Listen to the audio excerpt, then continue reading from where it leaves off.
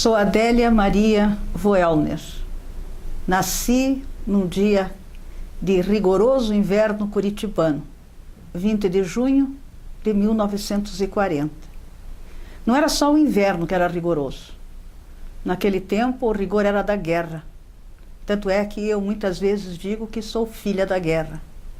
Menina ainda, eu acompanhava algum parente, uma quadra adiante de casa, para enfrentar a fila, para poder receber trigo e açúcar mascavo.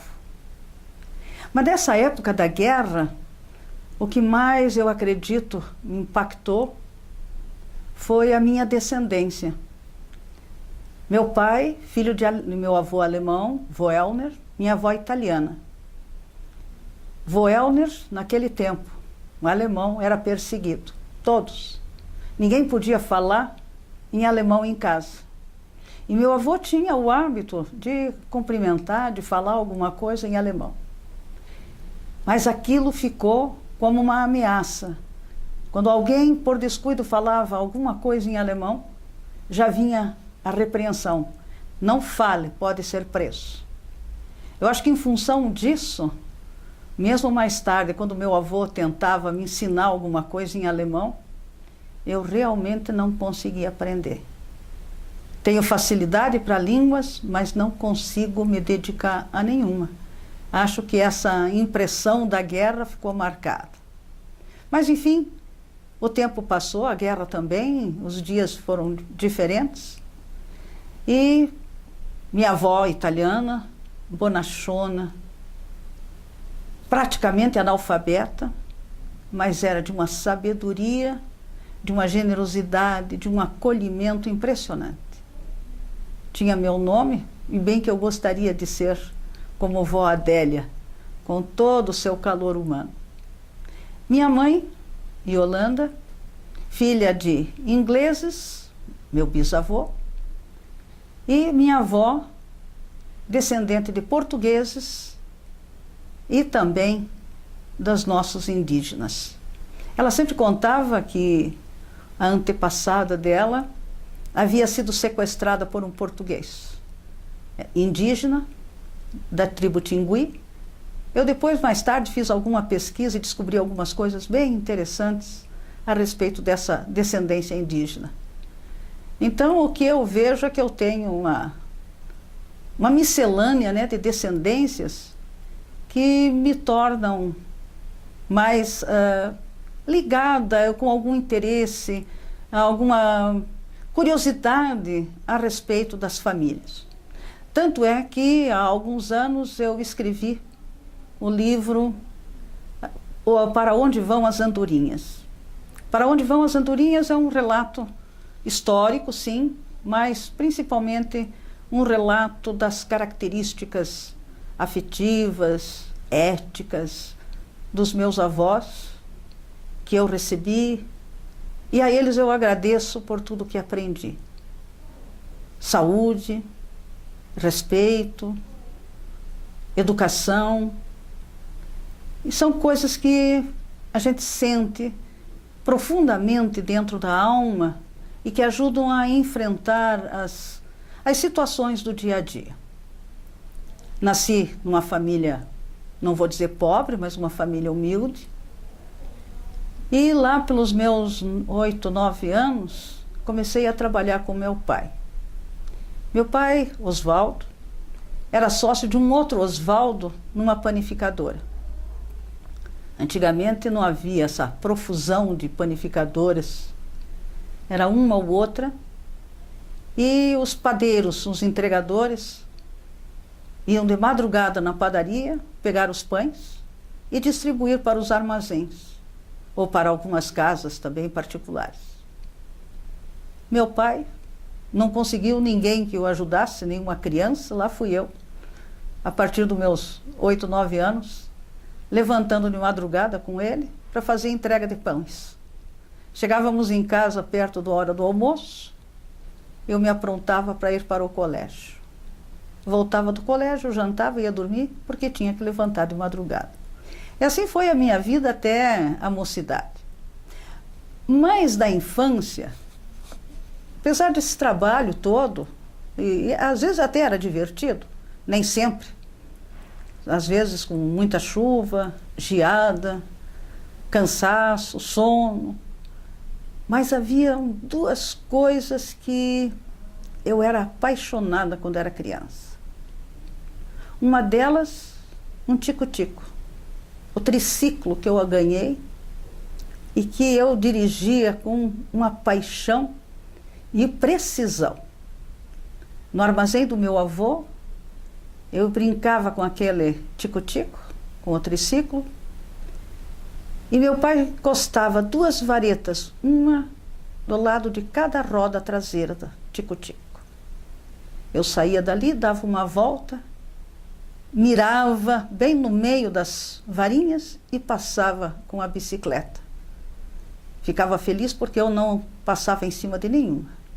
Cada pauzinho se afastava com o movimento das rodas, mostrando que eu tinha acertado exatamente a pontaria de passar pelo meio daquela área reservada para mim.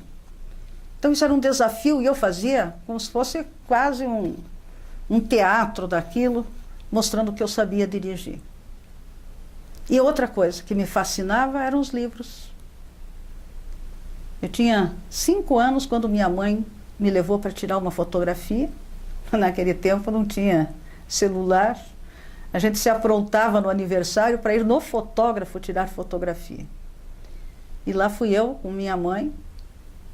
E o fotógrafo tinha lá um livro. Minha mãe pediu se dava para tirar a foto com o livro. E essa foto eu aparentemente estou assinando ou escrevendo num livro aberto. E eu tinha 5 anos de idade. E o que eu fazia? A minha vontade de ler era tanta e de escrever, porque eu tinha uma prima que veio do interior para estudar em Curitiba. Ficou morando conosco. Na hora que ela sentava para fazer a sua lição, eu ficava olhando admirada como é que podia. Resultado, quando ela saía para ir para a escola, e a escola era pertinho de casa, era uma quadra e pouco, situada ali na rua Alferes Poli, com a 5 de maio, naquele tempo 5 de maio, hoje Brasília e Tiberê. A escola de madeira, uma sala só, antiga escola isolada, uma única professora, filas de carteiras, cada carteira 1 ano, primeiro ano, segundo, terceiro, quarto, e a mesma professora ficava atendendo todo mundo. E minha prima frequentava essa escola. Não tive dúvida, comecei a fugir de casa para ir assistir aula. A professora me mandou embora, porque eu não estava matriculada. Tudo bem, ela me levou para casa. No dia seguinte, minha prima foi para a escola, dali a pouco eu saí atrás e fui para a escola também. E assim eu fiz 3, 4, 5 vezes, não sei quantas. Venci a professora pelo cansaço e ela me deixou ficar. E assim eu aprendi a ler e escrever e consegui satisfazer a minha curiosidade. A minha paixão por livros sempre foi tão grande que na época de ginásio, naquele tempo também, a gente comprava muito livro de segunda mão, livro que já tinha sido usado por outros alunos no ano anterior. Mas quando eram indicados livros que a gente não conseguia adquirir de segunda mão, tinha que ir para a livraria, é óbvio. Eu saía com aquele livro empacotado, doida para chegar em casa, para poder abrir o livro e sentir o cheiro de um livro novo. Até hoje eu sou fascinada por cheiro de livro novo. Então o livro tem essa fascinação toda. Não tive na minha família muitos exemplos de leitura. Meu avô alemão, o Augusto Voellner, este sim, tinha um livro em alemão que ele, depois do descanso dele, seu soninho depois do almoço, levantava, vinha para a cozinha, sentava na sua cadeira de palha e abria esse livro, livro que tinha figuras. que só muito mais tarde eu fui descobrir que era um livro escrito em alemão gótico. Esse livro, quando meu avô faleceu, ninguém quis. E ele tinha dito: quando eu morrer, você escolha o que você quiser. E eu levei esse livro, que está comigo em casa. E um outro livro, também lembrança do meu avô, Neves Joslin, em inglês, é uma Bíblia em inglês, de 1800 e alguma coisa, que era do pai dele, do meu bisavô. E um dia eu cheguei no sítio dele em Araucária e disse: vô, eu aprendi a contar em inglês na escola. No ginásio, naquele tempo, já tínhamos o inglês. E eu comecei a contar para ele de 1 até 10, que era o que eu tinha aprendido. Daí ele foi lá no quarto dele e voltou. Bom, já que você está aprendendo inglês, aproveita e leva de lembrança esta Bíblia que era do meu pai. Então, esses 2 livros estão comigo em casa e são agradáveis, né? Lembranças de família. Bom, comecei a estudar cedo, como eu disse, aprendi a ler e escrever por vontade, não porque tivesse obrigação.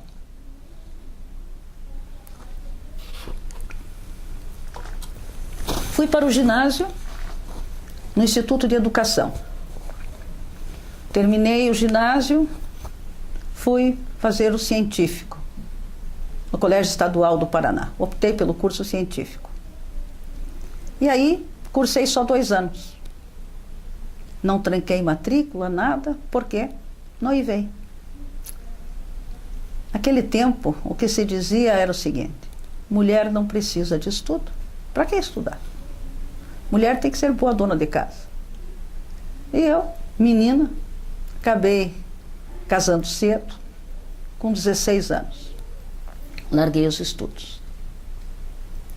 Resultado: com 17 anos eu era mãe e com 18 eu estava sozinha para criar minha filha. Isto em 1959.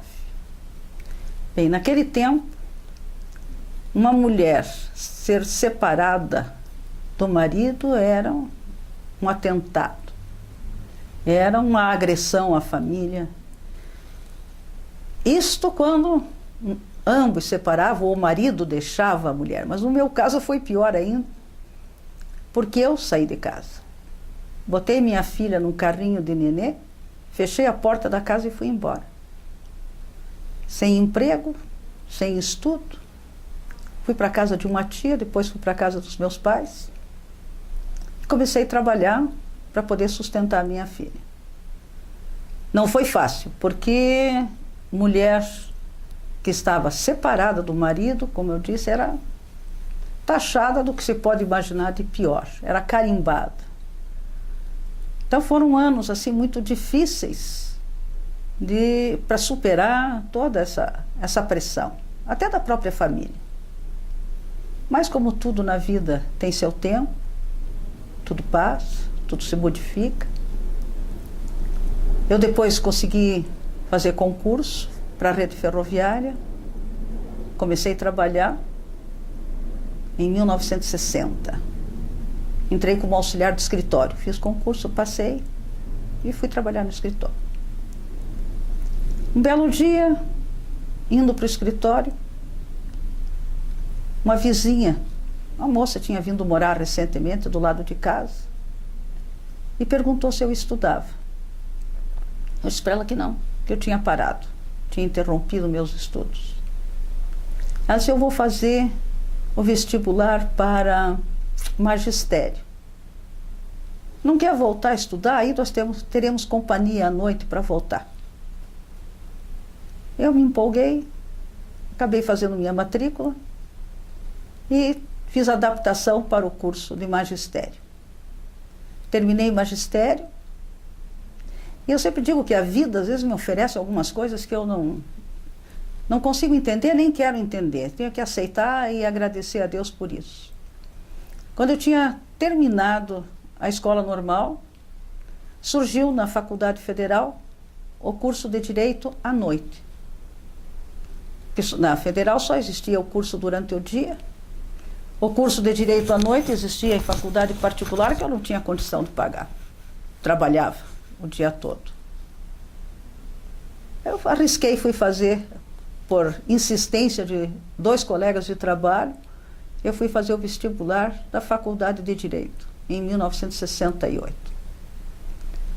Até hoje eu não sei bem como é que eu passei, porque eu tinha ficado tanto tempo sem estudar, que eu acho que a vida foi generosa comigo. Passei, fiz o curso de Direito, tirei primeiro lugar do curso, apesar de trabalhar o dia todo, mas tirei o primeiro lugar no curso, tirei primeiro lugar em Direito Penal, ganhei medalha também nas matérias de processo. Fiz um belo curso porque eu amava o curso que eu estava fazendo. Muitas coisas interessantes aconteceram naquela faculdade. Uma delas era a minha insegurança com relação ao vestibular. Eu tinha tanta certeza que eu não tinha condição de passar no vestibular, que o meu receio era que, assim que eu comecei a frequentar as aulas, que chegasse alguém da secretaria e dissesse: Dona Adélia, houve um equívoco, a senhora não passou, sua matrícula está cancelada. Quando eu conto isso, as pessoas riem, mas é verdade. E eu passei os 5 anos dentro da faculdade sem saber quais as notas que eu tinha tirado no vestibular, por receio de ir na secretaria e perguntar e dizer: mas você não passou, você está aqui por engano. Quando eu recebi o diploma, e que eu fui recebê-lo na secretaria, eu cheguei lá e aí tive coragem de perguntar: dá para ver minhas notas do vestibular? E aí eu já tinha colado o grau, ninguém podia mais me tirar o curso, né? Então, são algumas coisas assim que acontecem comigo que, se eu conto, parece lorota, mas é verdade. Fiz o curso, fiz o concurso para dar aula, né? Para o magistério, também na Federal e na Católica. O professor Ildefonso Marques era meu professor de penal e me estimulou, queria que eu fosse substituído. Passei no concurso da Federal, mas levou tanto tempo para que fosse homologado o meu concurso e que eu fosse nomeada, que eu acabei desistindo. E continuei na rede ferroviária, onde eu havia ingressado lá em 1960. Mas daí fiz o concurso para a PUC. E dei aula durante, acho que 12 ou 13 anos na PUC, até que fui transferida para o Rio de Janeiro, pela rede ferroviária. Fui assumir um cargo lá no Rio. Obviamente não dava para conciliar o magistério com o meu cargo no Rio de Janeiro. Então acabei saindo, deixando de lecionar. Fiquei no Rio algum tempo, chefiando o departamento de recursos humanos, de desenvolvimento de pessoal. Depois voltei para Curitiba, assumi um cargo de superintendente adjunto de recursos humanos. Aliás, eu fui a primeira mulher na rede ferroviária a ser designada para um cargo de superintendência adjunta. Até então, como a rede ferroviária é uma empresa de transporte, né? De um modo geral, a quantidade de engenheiros era muito maior do que de outras profissões. Então, sempre aqueles departamentos eram chefiados por engenheiros e homens. Então, eu fui a primeira mulher que não era engenheira e assumir esse cargo. Terminei o meu tempo de serviço. Quando me aposentei, eu ainda ocupava esse cargo, que me deu muita satisfação, me deu muita alegria. E fiz muita amizade em razão disso tudo.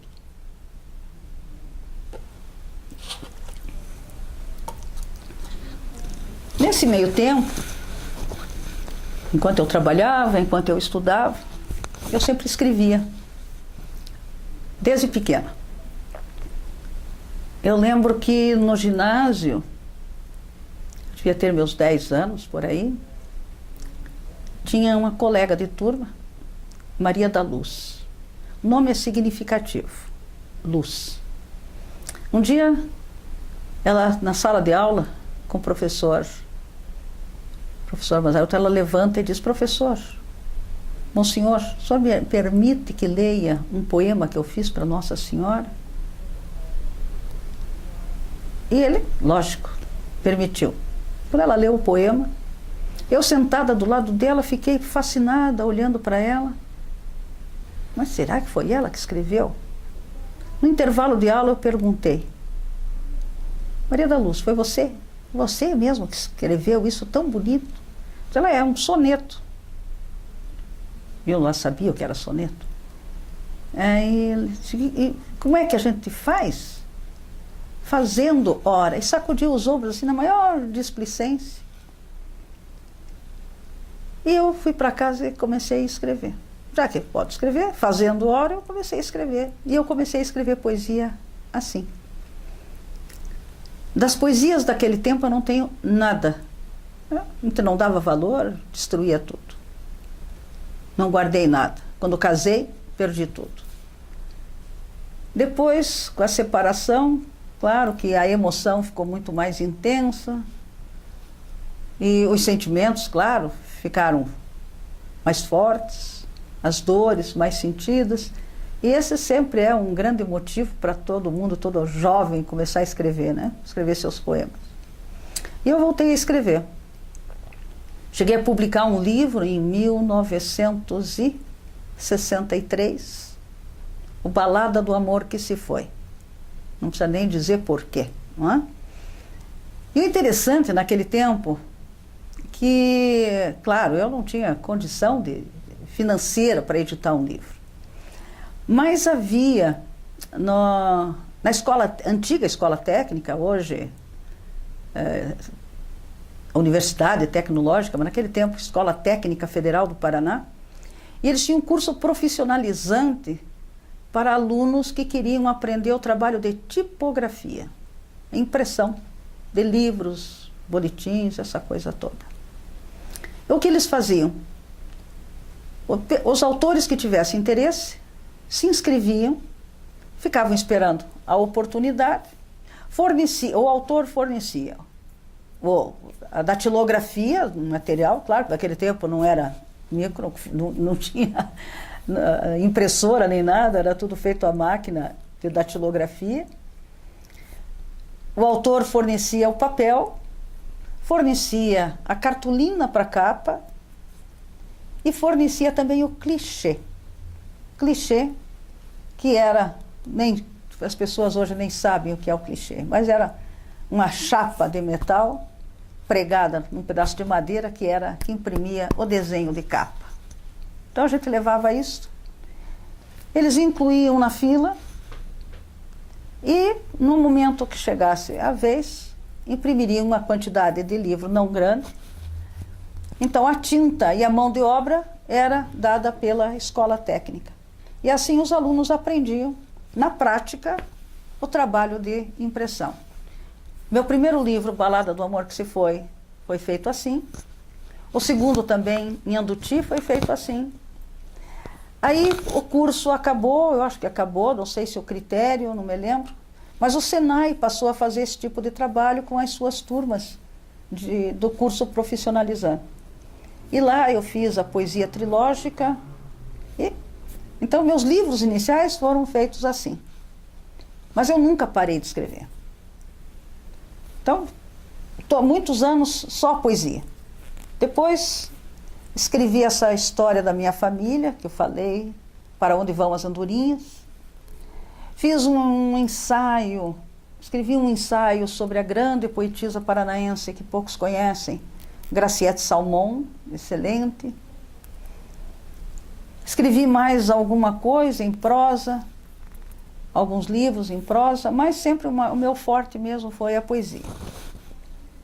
E um dia, quando quando tinha concluído já Para Onde Vão as Andorinhas, contando a história da família, Quando eu mencionei o sítio do meu avô em Araucária, do meu avô inglês, interessante que o relato que saiu na forma de um grande poema. E um amigo um dia olhando disse, mas por que isso aqui não dá um livro infantil? Você podia fazer um livro infantil. Eu escrever livro infantil? Jamais. Não, mas isso aqui dá um livro infantil, sim. Bom, fiquei com aquilo. Um dia meu sobrinho foi lá em casa com o filho dele, pequeno. Perguntou do livro, eu contei a história, ele disse, bom, mas livro infantil? Eu digo, livro infantil tem que ter ilustrador, tem que dar mais trabalho. Ah, mas o Rafa desenha muito bem, tia. O Rafa, que ele estava falando, era o filho dele de 8 anos que estava lá. E aí eu pensei, embarquei num barco furado. Todo pai diz que os filhos desenham bem, escrevem bem, cantam bem, tocam bem. E agora? Peguei um papel branco, peguei um lápis e dei para o Rafael e comecei a ler para ele. Mas ele já sabia ler. Em meia hora, 1 hora, sei lá, nós ficamos ali distraídos e ele foi desenhando os traços, não coloriu, só os traços. E aí saiu o meu primeiro livro infantil, ilustrado pelo Rafael Furtado Casagrande, na época com 8 anos de idade. Então na capa, e aí eu fiz um livrinho tipo uma cartilhazinha, então está lá o nome dele, o Rafael, e entre parênteses eu coloquei 8 anos. Porque a característica maior do livro era exatamente isso. Bem, mas os meus outros livros, todos infantis, são praticamente todos ilustrados pela Eliana Grudzin. E a Eliana é fã, admira imensamente o desenho, o traço do Rafael. Então a Eliana tem me acompanhado. São, acho que uns 20 livros infantis que eu tenho, em torno disso. Quer dizer, começou com este, Férias no Sítio. Foi o primeiro. Depois surgiu A Menina que Morava no Arco-Íris, que tem como característica o fato de ter sido transformado em teatro de bonecos. Um teatro lindo para assistir. Mas a poesia sempre comigo. E aí foram outros livros também diferentes, alguns com relatos diferentes. E isso tudo tem me trazido assim, uma grande satisfação de saber que com aquilo que eu escrevo, as pessoas se identificam. Elas se sentem estimuladas, às vezes, também a escrever. Não só os adultos, mas as crianças. Eu faço um trabalho nas escolas, com as crianças, com as professoras, e é muito gostoso você sentir que uma criança se interessa por aquilo que você está fazendo e desperta para a literatura. E da forma que a gente conversa, que a gente troca, elas dizem, mas então, tia, eu posso escrever também? Claro que pode. E é isso que eu espero, que dentro desse meu trabalho, que é profissional, num certo sentido, mas que principalmente é um trabalho amoroso com as crianças, saber que muitas delas de repente despertam, assim como eu despertei lá no ginásio com a Maria da Luz. Quando ela disse, fazendo hora, uma coisa tão simples, tão natural. Então, se ela podia fazer, por que eu não poderia fazer também? E aí eu despertei para a literatura e hoje, aposentada, já que estou há algum tempo da rede ferroviária, eu tenho me dedicado praticamente à literatura. Então, indo às escolas, fazendo um bate-papo com as crianças, levando os livros infantis, estimulando a ilustração, porque não é só a escrita, não é só o texto. O livro infantil também tem isso, né? Porque tem a ilustração. E estimulando as crianças mesmo para que elas possam desenvolver o seu trabalho. Interessante que, em casa, minha neta adora leitura. mas nenhum deles escreve, a não ser, não escreve literatura. O meu neto escreve muito bem, que ele é jornalista esportivo. Minha filha gosta de ler, mas não é dedicada à escrita. A Lélia tem outra linha, né, de atuação, mais na área de decoração, ela com o meu genro Nilton. A Fernanda, minha neta mais velha,